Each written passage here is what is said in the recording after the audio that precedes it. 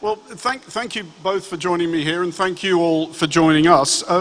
We're here to talk about the response of the Global South to Russia's invasion of Ukraine, and obviously the Global South is a big place, and it is a phrase which can mean a lot of things. But we'll pin it down first of all to Australia, Scott, which is obviously very much in the South. You were Prime Minister when Russia launched its full-scale assault in February 2022. Was there any temptation at all from where you were sitting to think that's a long way away, it's not really anything to do with us? Well, not for Australia, and there's a reason for that. Australia has a long and proud history of standing up for freedoms and the rule of law and the international order. We're a developed country, we're a wealthy country by global standards, truly are, particularly on GDP per capita. And we've always understood our responsibilities to that world order. And so for us, I think it was a very different question to many of the countries that are in our region that look at those issues, I think, somewhat differently to Australia. The other part of it, I think, is though that Australia is, I would say, the most successful multicultural country on the planet. We've had a very successful immigration program, and we draw our citizenry from hundreds of nationalities and language groups, and that included, from memory, around 27,000 Australians of Ukrainian descent, and particularly in Melbourne and in Sydney.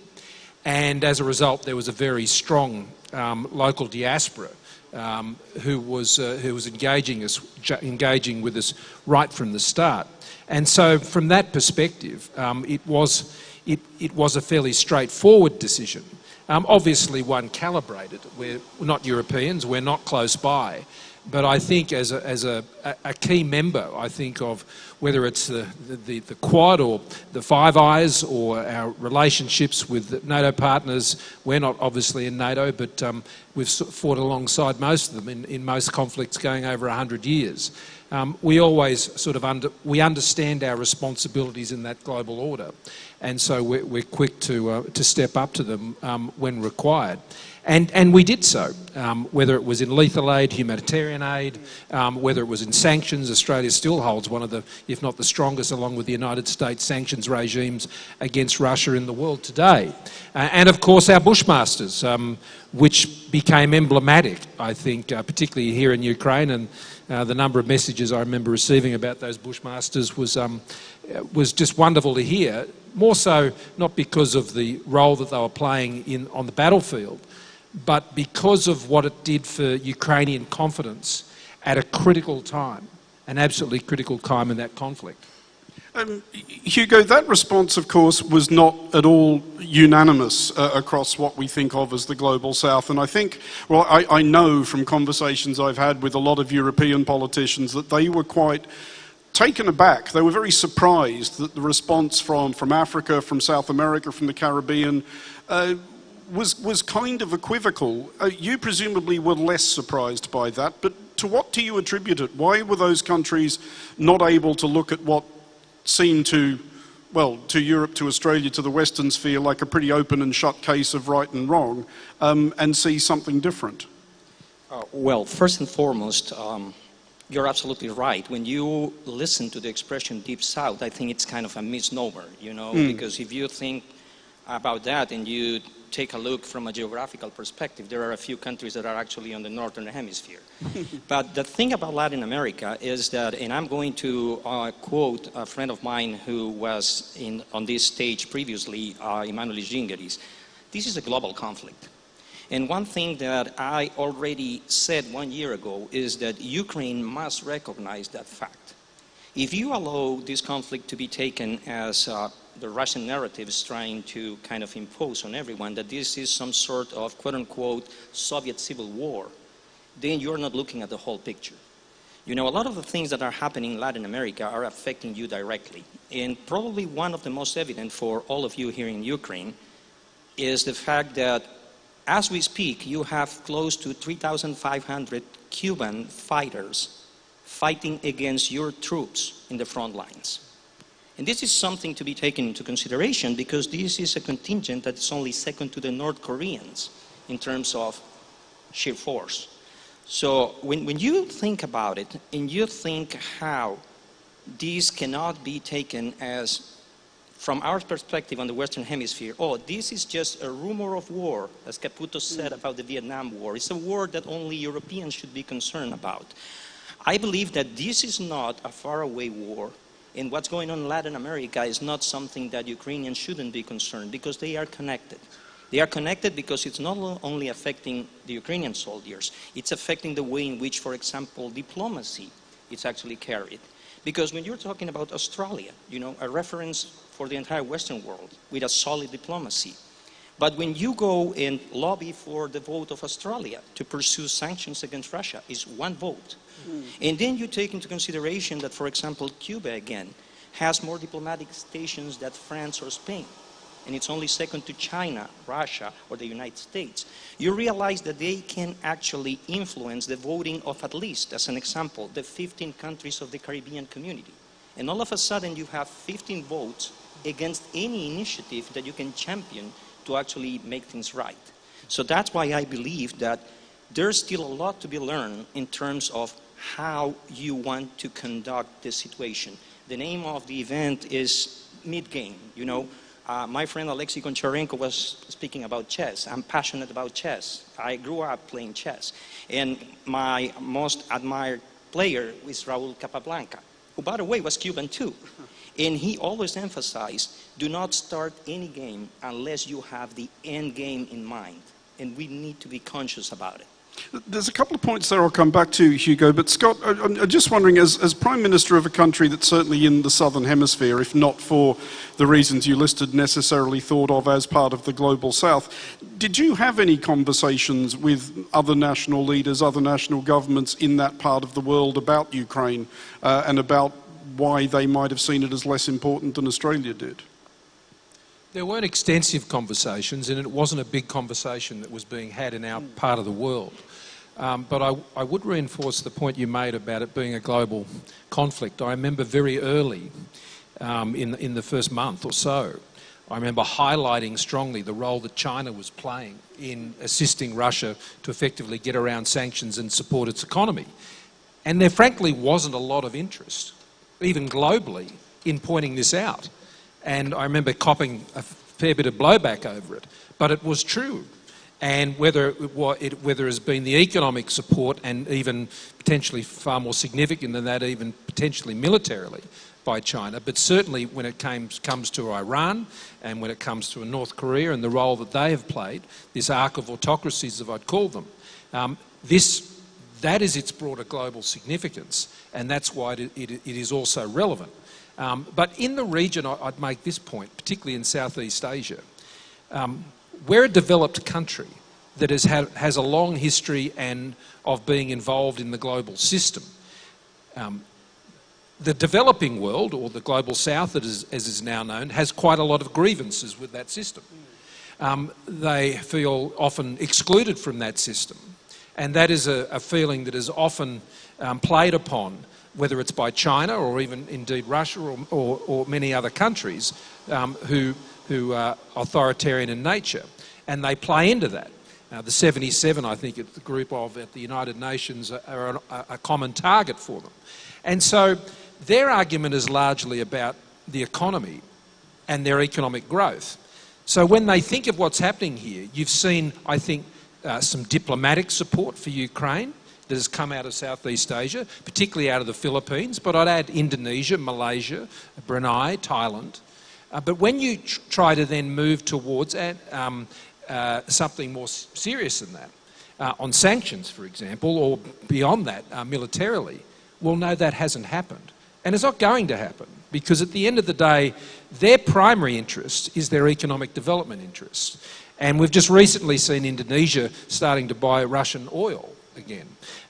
India now has taken up the slack on on oil sales out of Russia that was all going largely to Europe. And China has maintained, in fact, increased their purchases as well.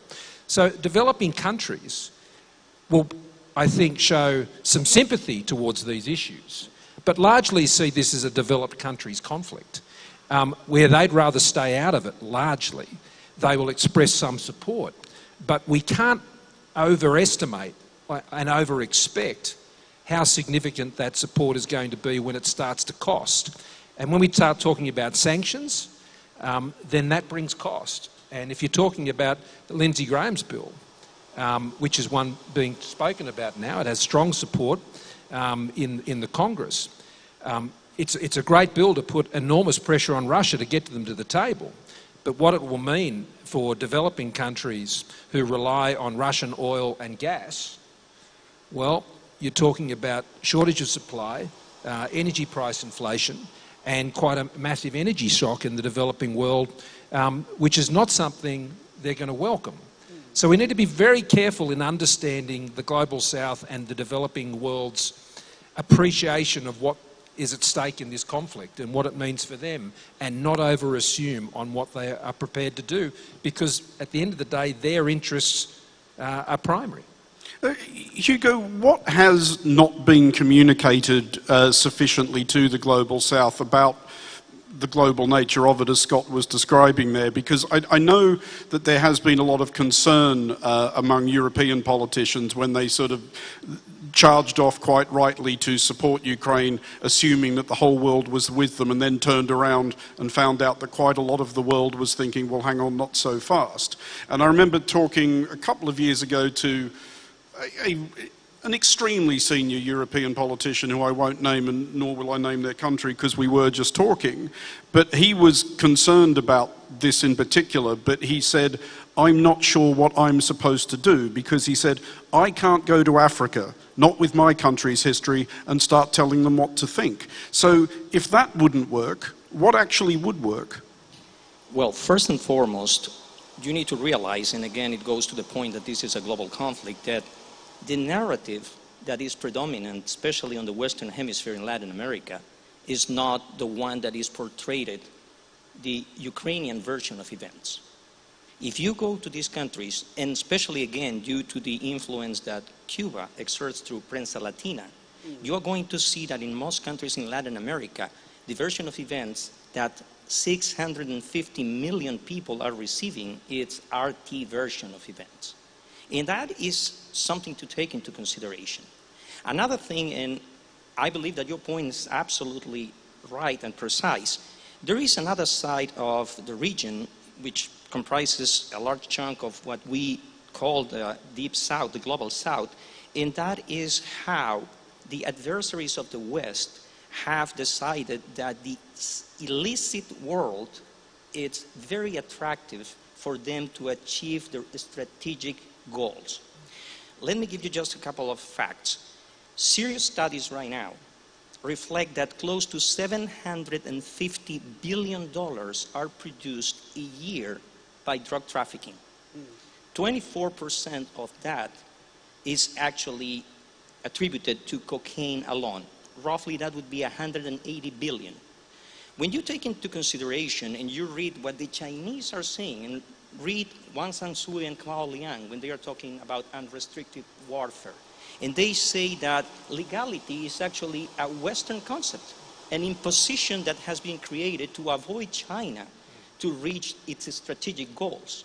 And all of a sudden you see studies, don't take my word for it, like the ICCT and the ISS telling you that right now Iran, for example, has already integrated transnational organized crime organizations in order to target, neutralize, and kill Israeli citizens in the Western Hemisphere. When you see that right now the Israeli intelligence services are willing to accept that Hezbollah and Hamas wouldn't have been able to organize, for example, the attacks of October 7, 2023, without the logistical chain provided by the funds generated by illicit activity, you need to rethink your approach to that Deep South, because it has become a component. And again, to your point, sir, you can actually sanction Russia using every formal venue. The European Union, the Council of Europe, the United Nations, but this money is still flowing towards the intelligence services of China, Russia, and Iran, and makes them extremely able to operate on the fringes of what we like to think is the global order. Do we glean from all of that and other things we've discussed then, Scott, that if we're trying to make this case that Ukraine should be defended because it's the right thing to do and also because of the knock-on effects of doing the right thing, that appeals to principle aren't going to cut it? They matter, but you just got to be mindful of your audience. And they've been dealing with conflicts, terrorism and any range of other abuses in their own countries for a very long period of time. Sometimes civil within their own countries, sometimes otherwise. I mean, Myanmar today still sits under a junta that continues to completely exploit and extinguish any hope for its population, but you don't hear it talked about very much. So I think there is a need for an understanding of their perspective, and their perspective is they've got a whole bunch of their own problems that they're trying to deal with economic development, and we must be very careful that in how we deal with this issue, we're just not providing an invitation for the autocrats to come and basically offer them a better deal. They are seeking to take their countries out of poverty and achieve the economic miracle that others have. And we need to be partnering with them to help them with that goal, not just telling them that they need to be supporting these broader principles, which are important. But for them, they have a higher order issue. And their higher order issue is the economic welfare and development of their own countries and their own people. So we have to be sensitive to that argument. The other thing I think I've observed in dealing with developing countries in our region, the Global South, is that they, at the end of the day, don't want to be forced to choose. Okay. They say, look, keep us out of the choice. We want to be able to deal with everybody to promote our economic interests. And you'll see a lot of that in the Gulf states as well. You'll see it in Latin America. You'll certainly see it in Africa. And if you say to them, look, you need to choose and pick a side, well, be careful what you wish for in terms of the choice that they may ultimately make. And appreciating their need for some flexibility, I think, is very important. And that enables them and empowers them to be supportive where they can be in terms of Ukraine. But at the same time, you don't want to over-ask when it comes to that question. As I said, diplomatic support has come from many of these countries. But when it comes to sanctions which are either asked of them specifically to be put on or become a consequence of something like the grain bill, where they will have to choose effectively between buying cheaper oil from Russia and having access to a major market in the US, that's a tough choice. Just to pick one thing up there, Scott, you're talking about not putting people in a position where they feel like they're being made to pick a side or else, and that's fair enough. Nobody enjoys an ultimatum. But are there things we could have or should have learned from basically the last time we did this, i.e. the Cold War, where these same countries in many respects were told pick a side by the United States and the Soviet Union, and a lot of them, especially in Africa, thought, well, okay, the Soviet Union are giving us more tanks? Well, let me answer the question a different way, which is what has been the lesson, I think, in the Indo-Pacific for what has occurred here in Ukraine.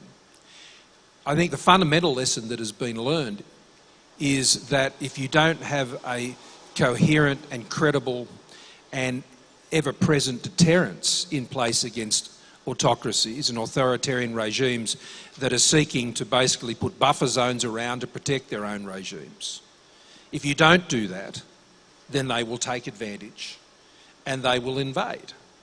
And so deterrence and the failure of deterrence here is the great lesson, I think, for the Indo-Pacific. Often when the lessons of Ukraine are applied to the Indo-Pacific situation, and particularly Taiwan, the argument is run, well, you should be worried about what happens in Ukraine because if Putin gets what he wants, then Xi will think he will get what he wants in the Indo-Pacific.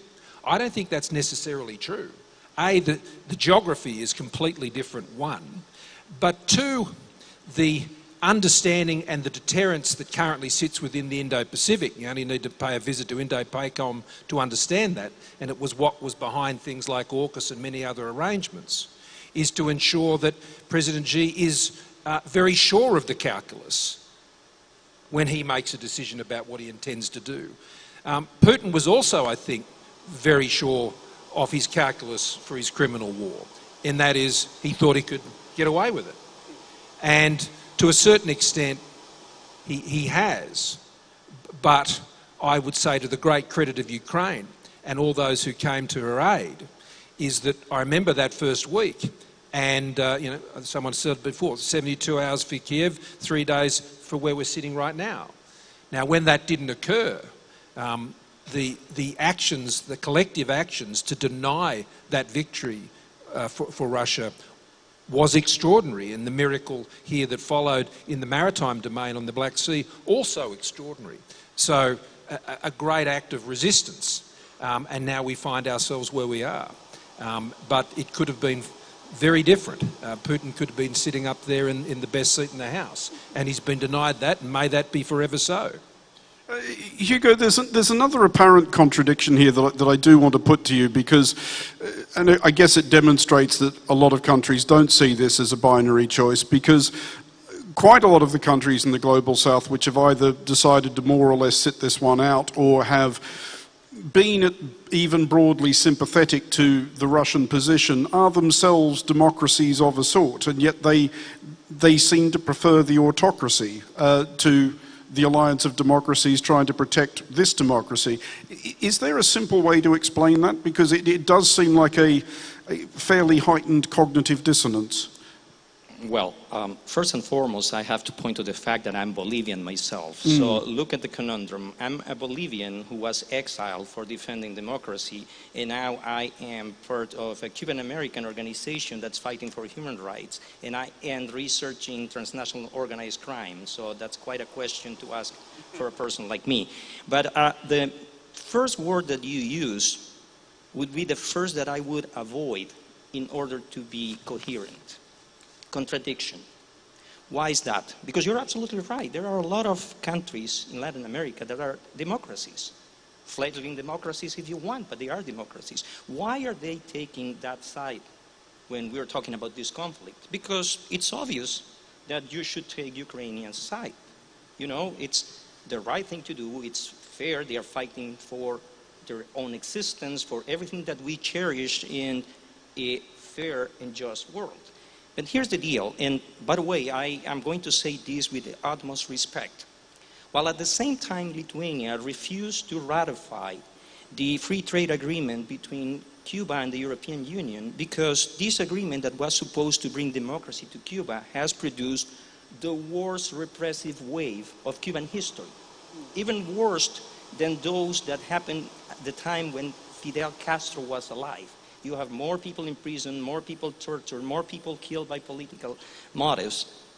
And while at the same time, and I dare to say at the same event, the current leader of the European Union, Ms. Kallas, is crying for support for Ukraine, at the same time she said that it's better to continue having this agreement that I want to point again has been not ratified by a member, because it's better to have an agreement with a bloodthirsty, violent, brutal autocracy than no agreement at all.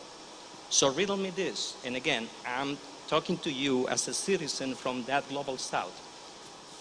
How should I react while the same actor representing the same organization is telling me that I should condemn Russia because it is brutal, non-democratic, it is an aggressor, and at the same time is sending hundreds of billions of euros to a country that not only represses and tortures its own citizens, but it's actively supporting Russia in the aggression against Ukraine? And that poses a contradiction. And that is a problem that the West, the collective West, has to resolve in order to have a coherent position. We are coming towards the end of our time, and I just wanted to begin closing, Scott, by going back a bit to where we came in, which was you being notified that a huge land war in Europe had erupted in February 2022. Obviously, at that point, you were probably being told, as a lot of people were, that this is already a done deal, that Kyiv will fall, that Ukraine will collapse, that Putin will get what he wants. If you think back to that time, what would you have thought were the chances that 3 years and a bit from then you'd be sitting on the stage at the Odessa Opera House?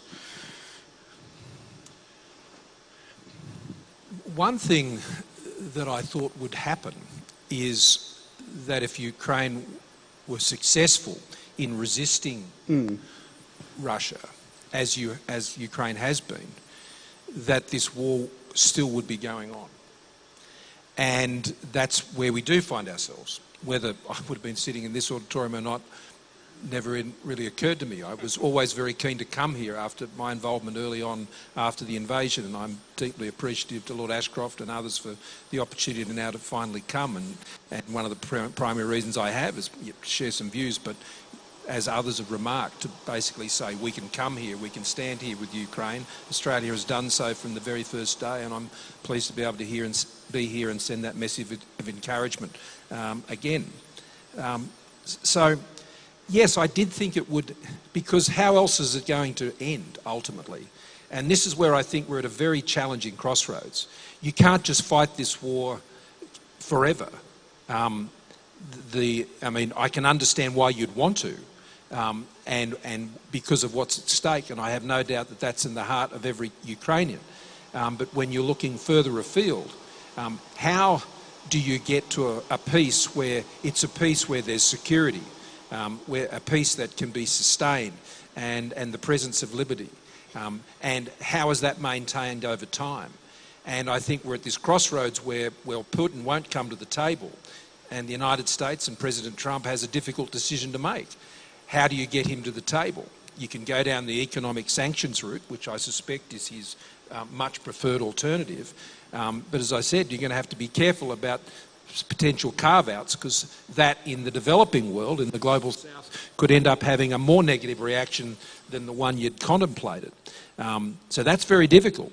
The alternative is to beef up the capability to be able to strike deeper into Russian territory. And Putin, I think, only understands one thing, and that is sheer force. I don't think he's a persuadable individual, but when he will understand force, and he'll understand economic ruin, and both of those options have to be fully contemplated.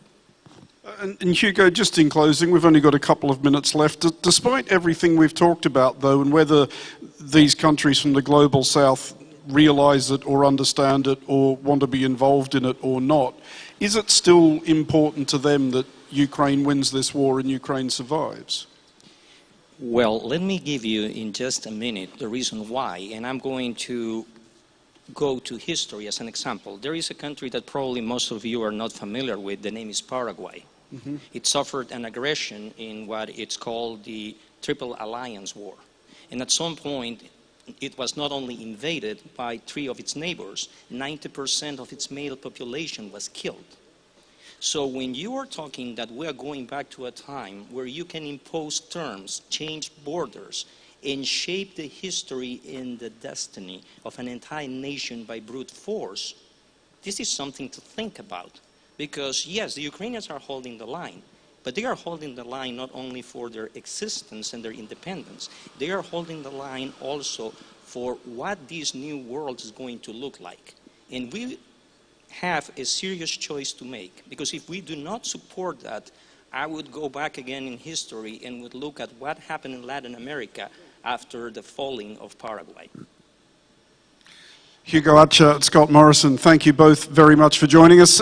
Thank you all as well, you've been great, and thank you to Lord Ashcroft, to Alexei Gonchenko, and to the Black Sea Forum for making this possible. It's an extraordinary pleasure to be here. Thank you.